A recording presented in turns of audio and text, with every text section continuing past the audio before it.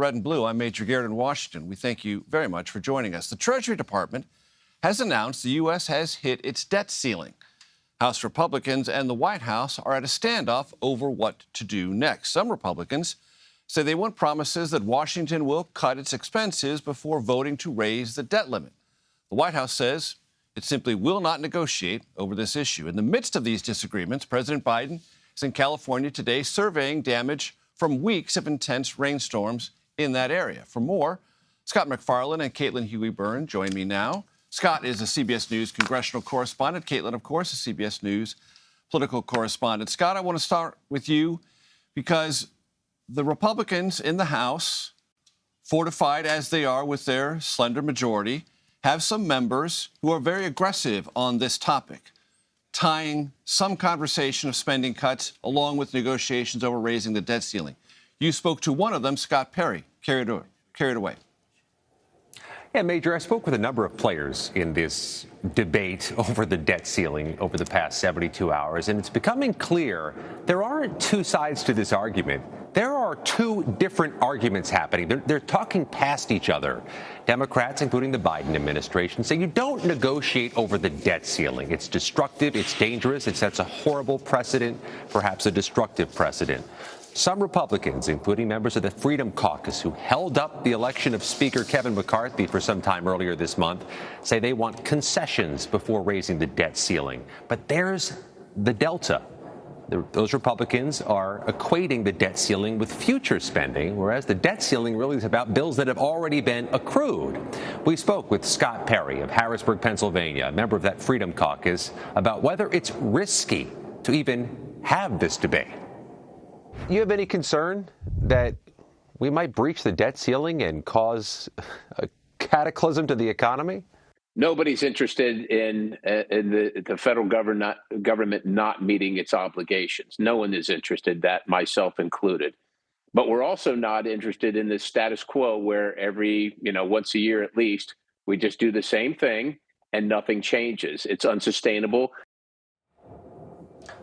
So here's the reality. A debt ceiling breach could be remarkably destructive to the economy, tank the markets, cause the credit rating to decline, cost millions of jobs. Just flirting with it, as we saw 12 years ago, can do damage to the economy. Both sides have 4 months to just get on the same plane and have the same argument. Even that would be progress, Major.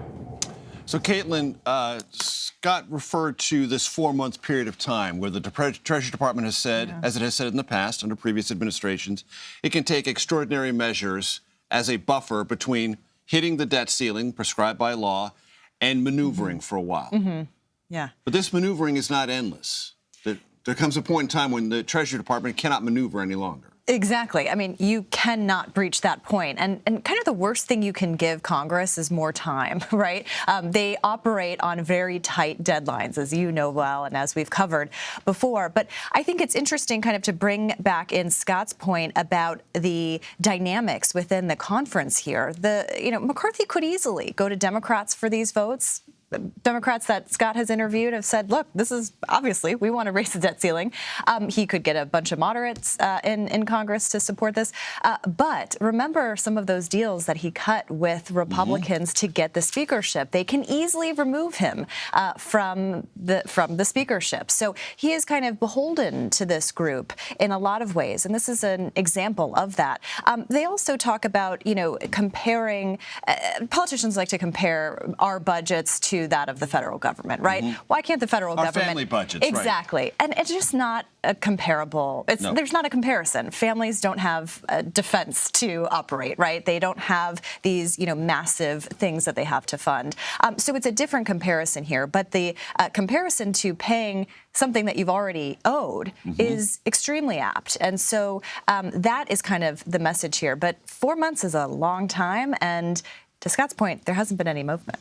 So I want to play for you both a conversation I had today. This will be on the Takeout later on this week, my podcast with Patrick McHenry, who is the chairman of the House Financial Services Committee. He wants to be a broker of a deal, and he described in this clip you're about to listen to how difficult that very well may be. Let's take a listen. I'm trying to address things as they are, not as I wish them to be. And so the White House can hope their way through. and hope that it turns out for them like it did for Obama. And by the way, that's most of their playbook. I got it.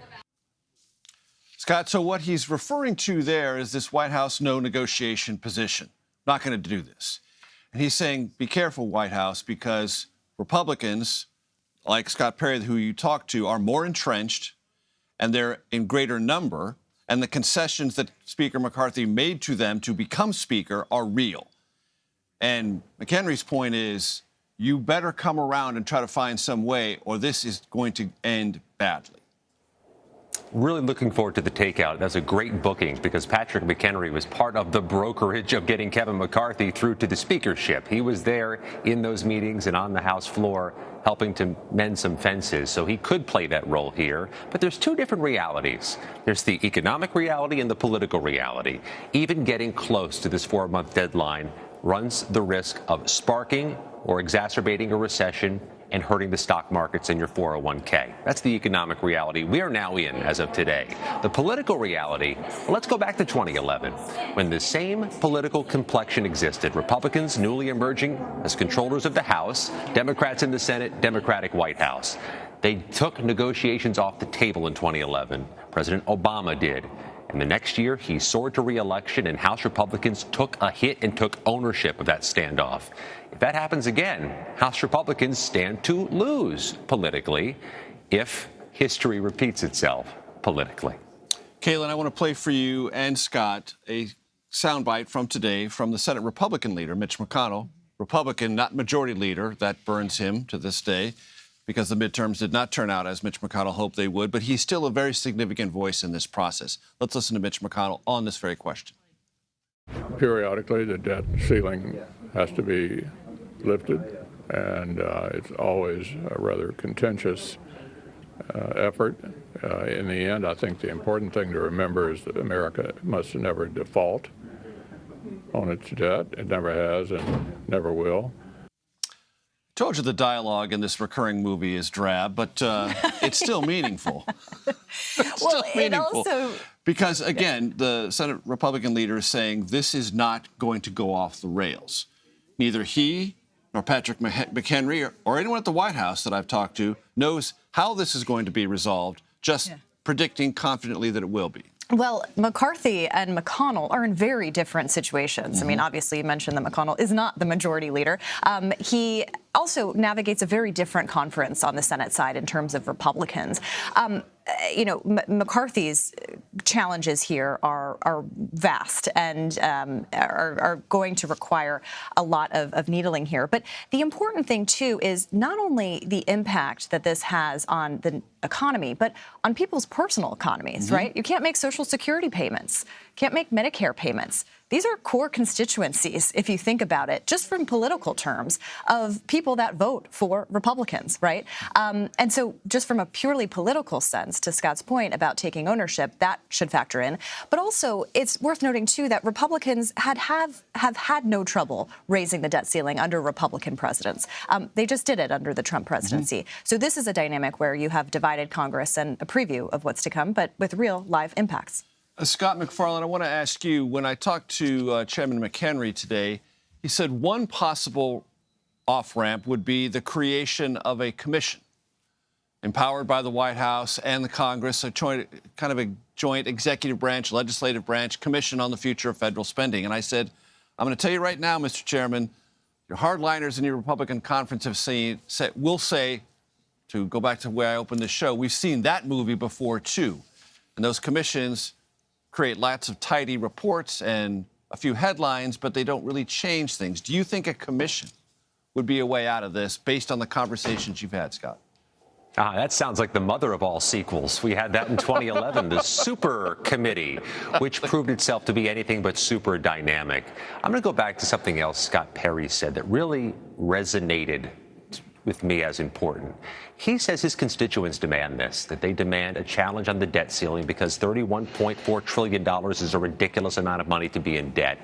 The rhetorical question I would ask, and I try to press him on it, is, do they understand what the debt ceiling is, would they find this to be a popular challenge if it's breached and Social Security ends, Medicare ends, or at least interrupted, the market tanks, millions of jobs are lost? Do they recognize the scope and size of this? Because in a certain world, you can see it being easy to gin people up and get them angry about the debt and conflate the debt ceiling with the debt itself. Scott MacFarlane, Caitlin Huey-Burns, thank you so very much.